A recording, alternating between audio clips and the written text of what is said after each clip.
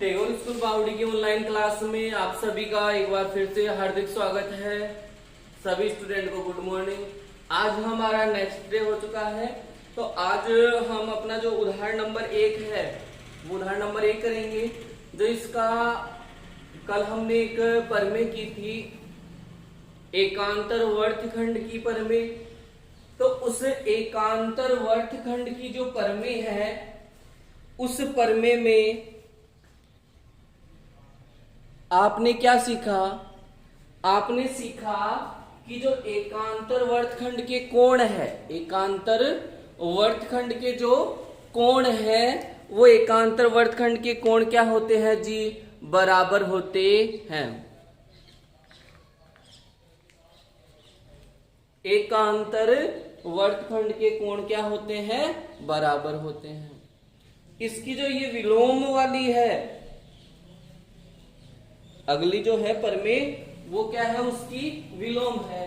तो वो इतनी इंपॉर्टेंट नहीं है, इसलिए उसको नहीं करवा रहा मैं। बात करते हैं इसमें। तो सबसे पहले मैं एक बार वापस से बात करता हूं एकांतर वर्तखंड की परमेय के बारे में। तो ये हमारा क्या है?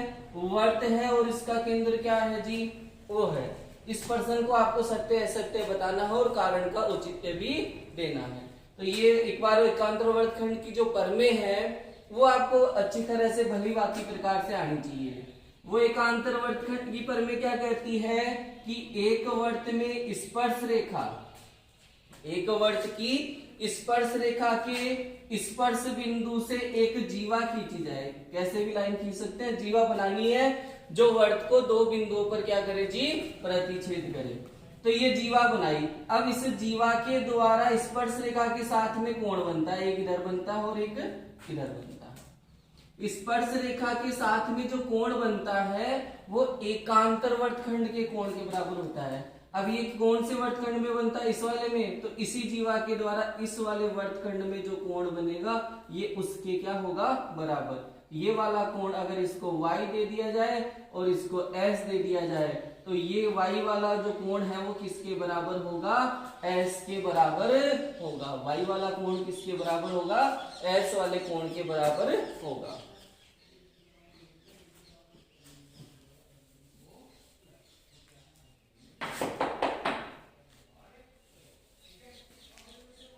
अब बात करते हैं इस प्रश्न की। तो हमारा पहला उदाहरण क्या कहता है कि नीचे जो प्रश्न दिया हुआ है उसका बताना है कि वो सत्य है या असत्य। वो सत्य है या असत्य है। यदि वो असत्य है तो अपने कारण भी देना है, अपने कारण का औचित्य देना, मतलब गलत क्यों है।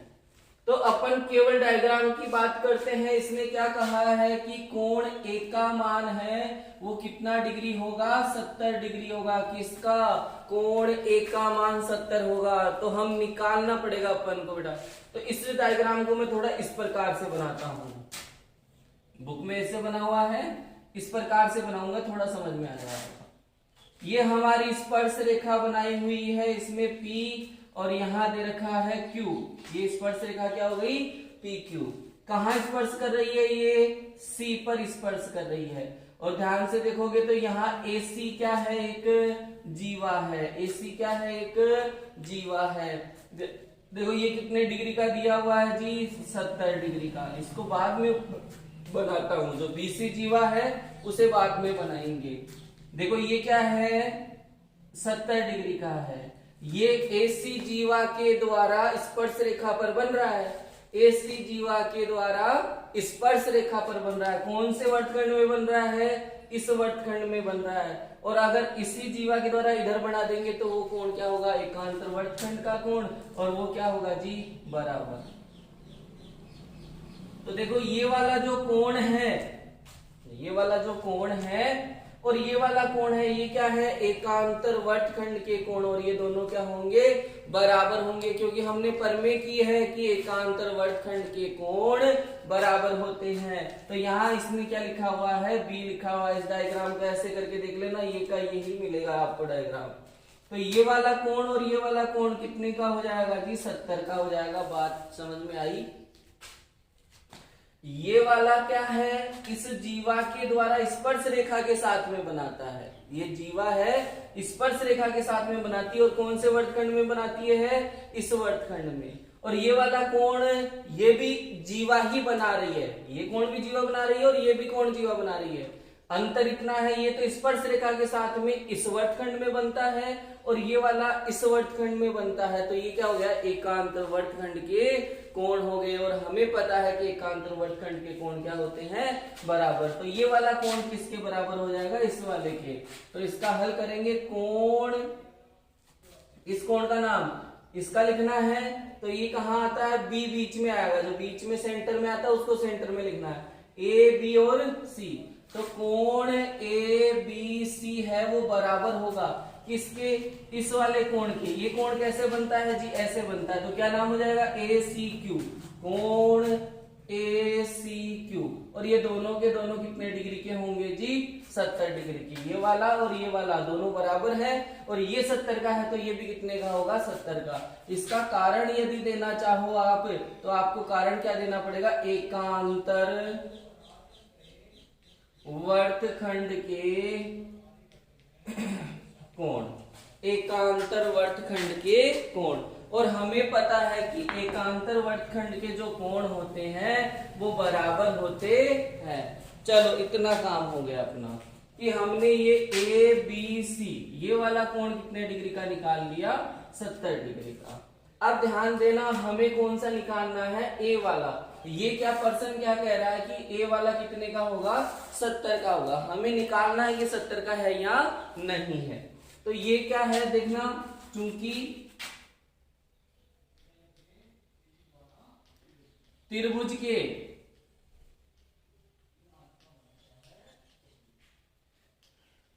तीनों कोणों का योग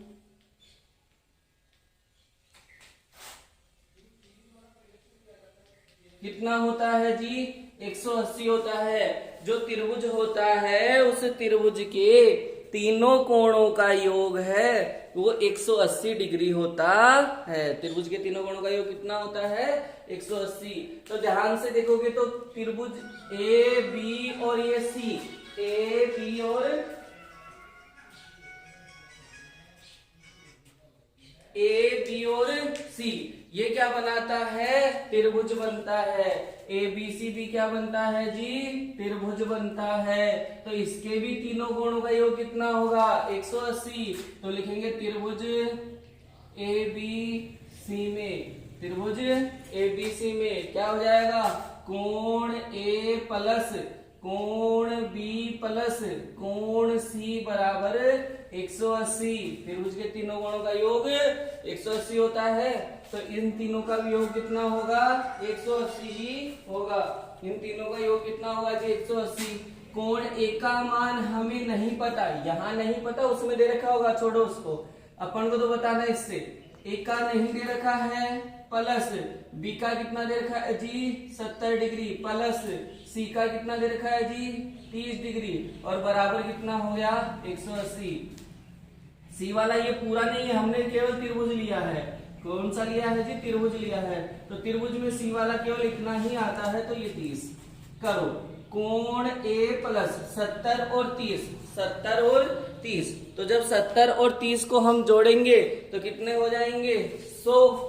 70 प्लस 30 कितने हो गए जी, 100 डिग्री हो गए, और बराबर कितना हो जाएगा, 180। किसका मान ज्ञात करना है, कोण ए का। ये इधर क्या संबंध बनाता है, प्लस का। इसको उधर लेके जाएंगे तो क्या हो जाएगा, कोण ए बराबर 180 माइनस ये उधर गया तो माइनस के 100। तो कोण ए बराबर 180 में से 100 घटा दो, कितना आया जी, 80 डिग्री। कितना आया, 80 डिग्री। और इसमें क्या कहा, ए का मान क्या है, 70 डिग्री होगा। तो हमारा उत्तर यही अपन ऊपर लिख देंगे।